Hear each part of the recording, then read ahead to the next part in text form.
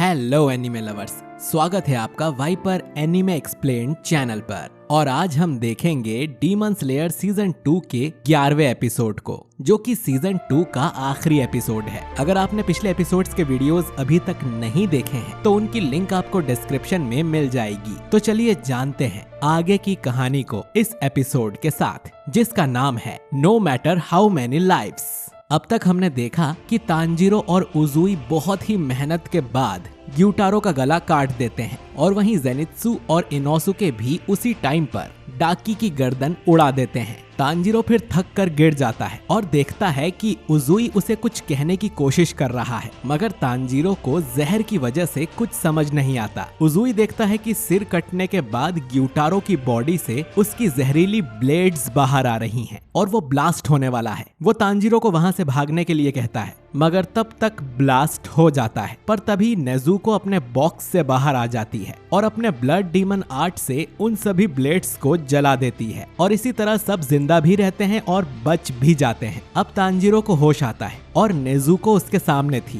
Tanjiro देखता है कि सब बर्बाद हो चुका है, पर वो और नेजुको सही सलामत हैं। उसे समझ आ जाता है कि नेजुको ने ही उसकी जान बचाई है और वो उसे थैंक्स कहता है। फिर दोनों मिलकर बाकी सबको ढूंढते हैं। दूर से उन्हें जेनित्सु की आवाज सुनाई देती है, पर तांजीरो में उस तक जाने की हिम्मत नहीं होती है, क्योंकि जहर के अलावा भी तांजीरो को काफी चोट लगी हुई है। तो नेजुको उसे अपनी पीठ पर बैठाकर जेनित्सु तक ले जाती है। वो देखते हैं कि जेनित्सु भी ठीक है और बहुत थक जाने की वजह से रो रहा है। उसे याद भी नहीं कि रात भर उसने क्या किया है। इतने में जेनित्सु उन्हें बताता है कि उसे इनोसुके की हार्ट बीट कम होती हुई सुनाई दे रही है, तो उन्हें उसे बचाना चाहिए। तांजीरो और नेजुको फिर इनोसुके के पास पहुंचते हैं। तांजीरो देखता है कि वो बेहोश है और जहर इनोसुके की बॉडी में फैलता जा रहा है, जिससे इनोसुके मर जाएगा। पर तांजीरो के पास इतना टाइम नहीं होता है कि शिनोबु यहाँ आ सके या वो कासुगाई क्रो से मदद बुलवाए। तांजीरो को कुछ समझ नहीं आता है कि वो इस हालत में क्या करे। तभी नेजुको इनोसुके पर अपना हाथ रखती है और उसे अपने ब्लड डीमन आर्ट की आग से जला देती है। तांजीरो देखता है कि इससे इनोसुके की बॉडी में जहर धीरे धीरे कम होकर खत्म हो गया है और इनोसुके को होश आ जाता है, जिससे वो खाना मांगने लग जाता है। मुझको भूख लगी है, जल्दी खाना दो। वहीं दूसरी ओर उजुई की तीनों वाइफ्स उसके पास बैठकर रो रही होती हैं। अब उनका क्या होगा, और वो उन्हें ऐसे छोड़कर नहीं जा सकता है। उजुई उन्हें अपने लास्ट वर्ड्स कहने वाला होता है, पर सुमा इतना ज्यादा रोती और चिल्लाती है कि वो कुछ कह ही नहीं पाता है। तभी उसके पास नेजुको आ जाती है और उजुई को भी आग से जलाने लगती है। सुमा गुस्से में उसे उजुई से दूर ले जाती है और समझाती है कि उजुई अभी मरा नहीं है जो उसका अंतिम संस्कार किया जाए। पर उजुई देखता है कि उसका भी जहर खत्म हो गया है और अब वो भी ठीक है। इससे वो और उसकी वाइफ्स खुश हो जाते हैं और नेजुको को थैंक्स कहते हैं। तांजीरो को फिर डीमंस के बारे में याद आता है और वो उन्हें ढूंढने निकल जाता है। तांजीरो डीमन ब्लड को स्मेल करके एक जगह आता है जहाँ ग्यूटारो का खून था। वो उसका सैंपल ले लेता है और तमाओ के पास उसकी कैट की मदद से भेज देता है। उसे और नेजुको को फिर ग्यूटारो और डाकी की आवाज आती है, तो वो उनके पास पहुंच जाते हैं। तांजीरो देखता है कि वो दोनों अभी भी जिंदा हैं और एक दूसरे से लड़ रहे हैं। डाकी और ग्यूटारो के सिर जमीन पर पड़े होते हैं और धीरे धीरे हवा में गायब हो रहे होते हैं। डाकी ग्यूटारो पर चिल्ला रही थी कि ये सब उसकी गलती से हुआ है, उसे हाशिरा को मौका मिलते ही मार देना चाहिए था। वहीं ग्यूटारो कहता है कि डाकी ने भी उसकी कुछ ज्यादा मदद नहीं की है और ये सब उसकी वजह से हुआ है। अगर वो ग्यूटारो की जिंदगी में ना होती तो आज शायद वो यहाँ मर नहीं रहा होता। तो डाकी ग्यूटारो को कह देती है कि वो वैसे भी इतना बदसूरत है कि बिना डाकी के वो यहाँ तक नहीं आ पाता। ग्यूटारो उसे जवाब देने जाता है, पर तांजीरो आकर उसे बोलने से रोक देता है। वो कहता है कि मुझे पता है ग्यूटारो डाकी के लिए ऐसा नहीं सोचता है और उसे डाकी से प्यार है। ग्यूटारो की आंखों में आंसू आ जाते हैं और डाकी तांजीरो को चिल्लाती है कि तुम्हें हमारे बीच नहीं आना चाहिए, ये सब तुम्हारी गलती है। ऐसा कहते ही वो रोने लगती है। फिर वो ग्यूटारो से बोलती है कि प्लीज भैया, मुझे नहीं मरना है, कुछ करो जिससे हम वापस ठीक हो जाएं। और डाकी पूरी तरह फैड हो जाती है। उसे देखकर ग्यूटारो जोर से ऊमे चिल्लाता है। उसे एहसास होता है कि असल में डाकी का नाम कभी डाकी था ही नहीं, उसका नाम ऊमे था। ग्यूटारो को फिर अपनी पूरी लाइफ याद आ जाती है, ग्यूटारो एंटरटेनमेंट डिस्ट्रिक्ट में सबसे गरीब इलाके के घर में पैदा हुआ था, जिसकी वजह से उसे कभी भी कोई इज्जत नहीं मिली। इस जगह बच्चे पैदा होना मुसीबत माना जाता था, क्योंकि उन्हें खिलाने के लिए खाना नहीं होता था। ग्यूटारो की मॉम ने उसे पेट में ही कई बार मारने की कोशिश की और फिर पैदा होने के बाद भी, पर किसी तरह ग्यूटारो जिंदा ही रहा। उसका बस एक ही साथी था, उसका सिकल, जो एक कस्टमर उनके घर छोड़कर चला गया था। लेकिन उसकी हालत बहुत ही खराब थी। वो बिल्कुल एक सूखी लकड़ी जैसा था और बहुत ही डरावना दिखता था। बाकी बच्चे उस पर पत्थर फेंकते थे और उसे चिढ़ाते थे। वैसे भी एंटरटेनमेंट डिस्ट्रिक्ट में सिर्फ खूबसूरती को ही पूछा जाता था, उसके जैसे बदसूरतों को नहीं। उसकी लाइफ इतनी खराब थी कि उसे कोई खाना भी नहीं देता था। जब भी उसे भूख लगती थी तो उसे मिटाने के लिए ग्यूटारो को कीड़े मकोड़े खाकर अपना पेट भरना पड़ता था। फिर उसकी मॉम ने एक लड़की ऊमे को जन्म दिया, जिसके बाद ग्यूटारो की भी जिंदगी बदल गई। किस्मत से ऊमे दिखने में बहुत सुंदर थी। बचपन से लोग उसकी तारीफें करते थे और उसकी वैल्यू बहुत थी, जिससे ग्यूटारो को भी गर्व होने लगा। और ग्यूटारो लड़ने में माहिर था, तो वो कर्ज वसूलने वाला बन गया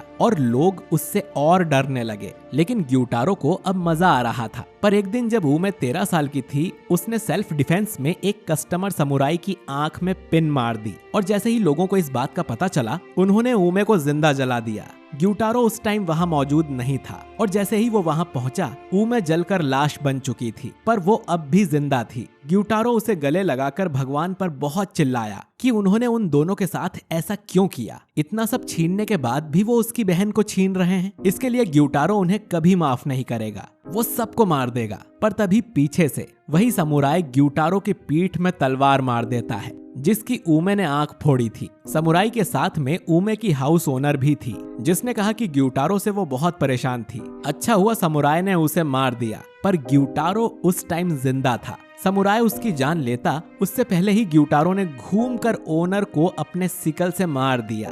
वो समुराई से कहता है कि उसकी जिंदगी में सब कुछ है, तो उसे एक आंख के लिए कंप्लेंट नहीं करना चाहिए था। वो समुराई को भी मार देता है और ऊमे को लेकर जाने लगता है। हमेशा के जैसे आज भी उनकी मदद करने को कोई भी नहीं आया था, जिस पर ग्यूटारो ने चिल्लाकर पूछा कि क्या हम ऐसे ही मर जाएंगे? हमारे साथ ही हमेशा ऐसा क्यों हुआ? ये सारा दर्द, नफरत हमने ही क्यों भुगता? तभी वहाँ 12 किजुकी का अपर रैंक 6 डोमा आता है और कहता है कि इस लड़की की हालत तो बहुत खराब है। किजुकी के हाथ में खुद एक लड़की होती है, जिसके हाथ पैर सब अलग हो चुके हैं और किजुकी काफी हद तक उसे खा चुका है। डीमन कहता है कि मैं बहुत नेक दिल हूँ, तो अगर तुम चाहो तो मैं तुम्हें एक और मौका दे सकता हूँ इस जगह रहने का और अपनी बहन को वापस जिंदा करने का। ग्यूटारो मान जाता है और वो किजुकी, ग्यूटारो और ऊमे दोनों को डीमंस बना देता है। ग्यूटारो को इसकी इतनी खुशी होती है कि वो सोचता है कि वो हर जन्म में डीमन बनेगा और उन सबको मार देगा जिनकी लाइफ उससे अच्छी है। पर वो आगे सोचता है कि उसे बस एक बात का अफसोस है, ऊमे अगर उसके साथ नहीं होती तो शायद उसकी जिंदगी में उजाला होता। अगर वो किसी अच्छे हाउस में होती तो एक रिस्पेक्टेबल ओइरान बन जाती, या अगर वो किसी नॉर्मल घर में पैदा हुई होती तो एक नॉर्मल लड़की होती। पर मैंने तुम्हें पाला है, शायद इसीलिए तुम ऐसी बन गई। छीनने के पहले ही छीन लो, यही सिखाया है मैंने तुम्हें। इसी वजह से तुमने उस समुराई को मारा। अगर तुम ऐसा नहीं करती तो भी आज तुम्हारी लाइफ अच्छी होती। पर अब प्रेजेंट में ग्यूटारो एक अंधेरी जगह पहुंच जाता है। वो सोचता है कि क्या ये नर्क है? तभी उसे डाकी की आवाज आती है और वो ग्यूटारो के पास आ जाती है। ग्यूटारो पूछता है कि तुम यहाँ क्या कर रही हो? जिस पर डाकी उसे घर ले जाने को कहती है, पर ग्यूटारो मना कर देता है और कहता है कि अब हमारे रास्ते अलग अलग हैं। डाकी नहीं मानती है और कहती है कि वो दोनों जहां भी जाएंगे साथ में ही जाएंगे। ग्यूटारो देखता है कि डाकी के पीछे रोशनी है, तो वो उसे वहां भेजने लगता है। डाकी ग्यूटारो से माफी मांगती है कि उसने जो भी बोला बस गुस्से में बोला था और वो रोने लगती है। वो ये बात नहीं मानना चाहती थी कि डाकी कमजोर है और ग्यूटारो उसकी वजह से हार गया है। डाकी ग्यूटारो की पीठ पर चिपक जाती है और उसे वो प्रॉमिस याद दिलाती है जो ग्यूटारो ने उसे बचपन में किया होता है। वो कहता है कि अगर वो दोनों साथ में रहेंगे तो उन्हें कोई भी परेशानी नहीं झेलनी पड़ेगी, ठंड और भूख भी उन्हें अलग नहीं कर सकती है। वो दोनों मिलकर हर परेशानी को खत्म कर देंगे और हम हमेशा साथ रहेंगे। इसीलिए डाकी उसके साथ रहना चाहती है और कहती है कि उसे हर जन्म में ग्यूटारो की ही बहन बनना है। ग्यूटारो भी खुशी से मान जाता है और डाकी को लेकर जलती हुई आग के रास्ते से जाता है, जो कि शायद नर्क है। यहाँ तांजीरो के हाथ में ग्यूटारो का सिर भी गायब हो जाता है, जिस पर तांजीरो सोचता है कि क्या वो दोनों मिल गए और क्या दोनों में सुलह हो गई होगी, जिस पर नेजुको हाँ कर देती है। वहीं दूसरी तरफ हाशिरा इग्यूरो उजुई के पास आता है और कहता है कि तुमने अपर रैंक के 6th किजुकी को मारा है, जो कि सबसे लास्ट रैंक है, और तुम्हें इस बात की खुशी है। पर ठीक है, तुमने अपना एक हाथ और एक आंख गवा कर अपर रैंक को मार दिया है, तो शायद अब मुझे तुम्हें कॉन्ग्रेचुलेशंस कहना चाहिए, है ना? सूमा को ये सुनकर बहुत गुस्सा आता है, पर इग्यूरो का सांप उसके पास आकर उसे डरा देता है और सूमा चुप हो जाती है। इग्यूरो उजुई से पूछता है, इतना घायल होने के बाद तुम कब तक जंग में वापस आ सकोगे? इस पर उजुई बताता है कि अब मैं रिटायर हो जाऊंगा, वैसे भी अब मेरी हालत लड़ने के लायक नहीं बची है, और उसे उम्मीद है कि मास्टर भी उसकी बात समझेंगे। पर इग्यूरो को ये बात मंजूर नहीं होती है। वो कहता है कि वैसे भी दिन पर दिन हमारे फाइटर्स कम होते जा रहे हैं और अभी तक हम रेंगोकू की कमी पूरी नहीं कर पाए हैं। भले ही तुम्हारी हालत कैसी भी हो, तुम रिटायर नहीं हो सकते। पर उजुई इग्यूरो को जवाब देता है कि मेरे पास मेरी जगह पर आने के लिए एक इंसान है। वो फिर इग्यूरो से पूछता है कि क्या तुम्हें वो बच्चा याद है जिसे तुम्हें देखना भी पसंद नहीं है? ये बात सुनकर इग्यूरो के होश उड़ जाते हैं कि तांजीरो जैसा मामूली लड़का इतनी बड़ी लड़ाई होने के बाद अभी तक जिंदा बचा है। तांजीरो कमाडो जिंदा है। डीमन स्लेयर्स के कासुगाई क्रोस जाकर मास्टर को ये खुशखबरी दे देते हैं, जिसे सुनकर मास्टर बेहद खुश हो जाते हैं। वो कहते हैं कि 100 साल लग गए इस चीज को होने में, मगर आज जाकर हमने एक 12 किजुकी को हरा दिया है। वो उजुई, तांजीरो, नेजुको, जेनित्सु और इनोसुके को थैंक्स कहते हैं और खांसने लगते हैं। मास्टर की हालत बहुत ही खराब हो चुकी होती है। उनके मुंह से बात करते करते खून निकलने लगता है और वो ठीक से बैठ भी नहीं पाते हैं। वो अपनी वाइफ अमाने से कहते हैं कि क्या तुम देख सकती हो, चीजें बदलने वाली हैं। हो सकता है कि सब कुछ बदल जाए और एक दिन उसकी भी हार हो जाएगी। मास्टर आगे कहते हैं कि मुजान की बुत्सुजी, हम तुम्हें हरा देंगे। तुम पूरी तरह से बर्बाद हो जाओगे और तुम हमारे परिवार का सबसे बड़ा और काला धब्बा हो।